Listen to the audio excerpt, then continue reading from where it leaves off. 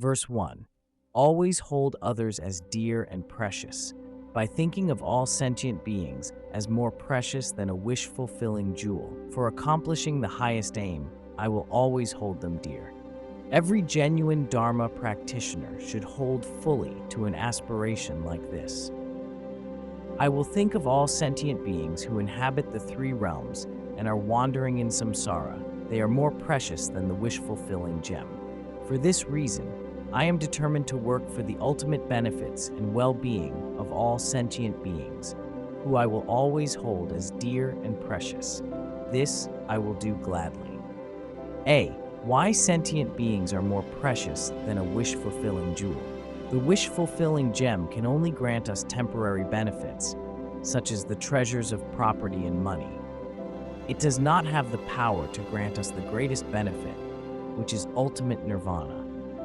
For this, we can look to the countless sentient beings who, in themselves, comprise a sublime field of merit. If we plant the seed of Bodhi in this fertile field, it will bring to us a harvest of both temporary worldly happiness in the near term, as well as the eventual, transcendent, ultimate happiness. For instance, with respect to the paramita of generosity, which is one of the 6 paramitas, if there were no sentient beings, there would be no focus for the practice of giving, which would mean that there would be no way for us to carry out an act of generosity. As for the paramita of discipline, since disturbing emotions arise due to sentient beings, there would be no way for vowed discipline to be conducted to counteract disturbing emotions if there were no human beings involved. Furthermore, in the case of the paramita of patience, as Shantideva has said, transcendent patience does not come to be when harm is absent. If there were no sentient beings feeling resentment, there would be no patience that could be practiced, nor would there be the merit of patience. The list goes on. The paramitas of diligence, concentration, and wisdom can only be completed by relying on sentient beings. If there were no sentient beings, there would be no perfecting of the 6 paramitas and the 10,000 performances of a bodhisattva, and so the attaining of unsurpassed Buddhahood would merely be a dream too far away to be reached.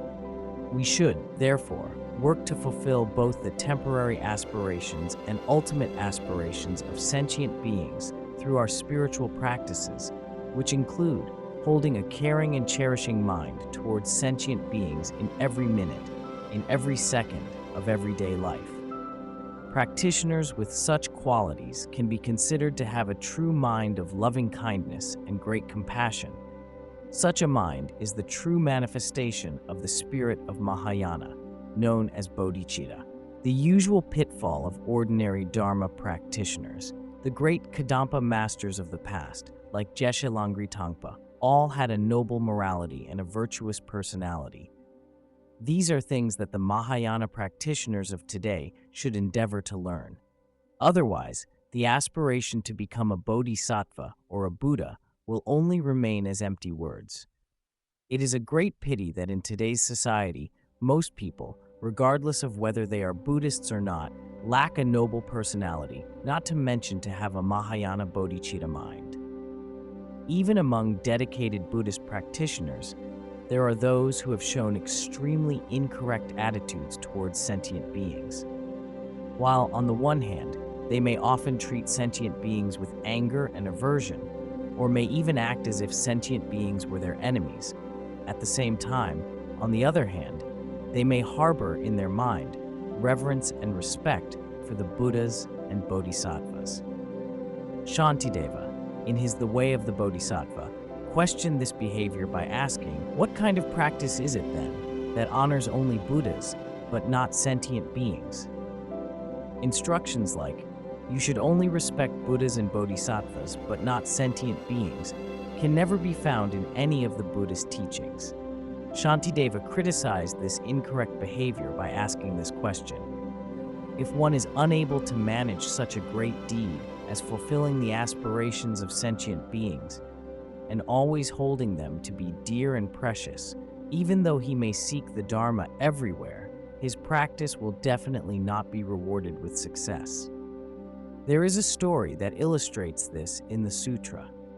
Once upon a time, there were a father and a son who were in possession of a wish-fulfilling gem. One day, while they were on a journey, the father became tired and wanted to take a short nap. Before laying down, he said to his son, "Take good care of the wish-granting gem, and during my nap, be sure not to give it to anyone." Soon after, the father closed his eyes and fell asleep. A short while later, a band of thieves came walking up the road. Seeing the child sitting there holding the wish-fulfilling gem, they demanded that he give it to them. The child replied, "I cannot give it to you, because just before my father fell asleep, he told me not to give the wish-fulfilling gem to anyone." One of the thieves reached into his pocket and pulled out a bag of candy and held one of the sweet morsels out to the boy. "The shiny stone that you are holding is useless to you, but these candies are sweet and you can eat as many as you like right now. Come on, let's make a trade." The child looked longingly at the bag of candy in the thief's hand, and after only a moment of hesitation, handed over the wish-fulfilling gem in exchange for the bag of candy. When the father woke up and heard that the son had traded the wish-fulfilling gem of all the magical properties for a simple bag of candy, he was very upset and disappointed. Dharma practice is the same. Once you have abandoned its essential principle, even if you receive some minor sense of happiness, you will never realize its greatest benefits. For example, if you judge one sentient being as inferior and another as unattractive, if you feel anger or resentment towards them, then you have abandoned the bodhicitta mind, and your so-called spiritual practice will bring very little, if any, true merit. When we read the biographies of great spiritual masters in India, the Tibetan region, or the Han region, either in the past or in the present, we find that their minds and behavior, without exception, explicitly display the kind of great compassion that cherishes all sentient beings and seeks to fulfill all of their aspirations. So here we can see that what this verse talks about is the ultimate and the most sublime pith instruction in Mahayana practice, that of benefiting sentient beings. Verse 2, "Consider myself as the lowest among all. Whenever I'm in the company of others, I will regard myself as the lowest among all, and from the depths of my heart, cherish others as supreme. Wherever I am, and whomever I interact with, I will view myself as the lowest of all, and humble myself before them. From the depths of my heart, I will think constantly of benefiting others. By constantly holding others as superior to me and treating them with reverence and respect, I will tame my pride and arrogance and hold others above me." The perfect examples of Buddhas and Bodhisattvas. In Lama Tsongkhapa's A Commentary on the 50 Verses of Guru Devotion, there is such a line in the homage verse that says, "Constantly residing above all, but also as a servant to sentient beings." This is meant as a praise for Manjushri. Although he is the teacher of all Buddhas and is supreme among all sentient beings, Manjushri still attends to all sentient beings like a servant. And this is also the conduct of all the Buddhas, Bodhisattvas, and great spiritual masters who, although filled with transmundane merits and virtues, still serve the world as servants. Just as Venerable Longchenpa said in his Finding Comfort and Ease in the Nature of Mind on the Great Perfection, the Guru's enlightenment is far beyond that of secular beings.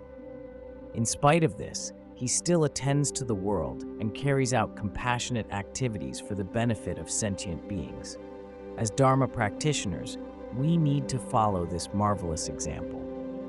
Observe our mind and tame arrogance. This verse mainly teaches us that we need to observe our mind and to make sure that it will not give in to feelings of arrogance or pride towards any other sentient being.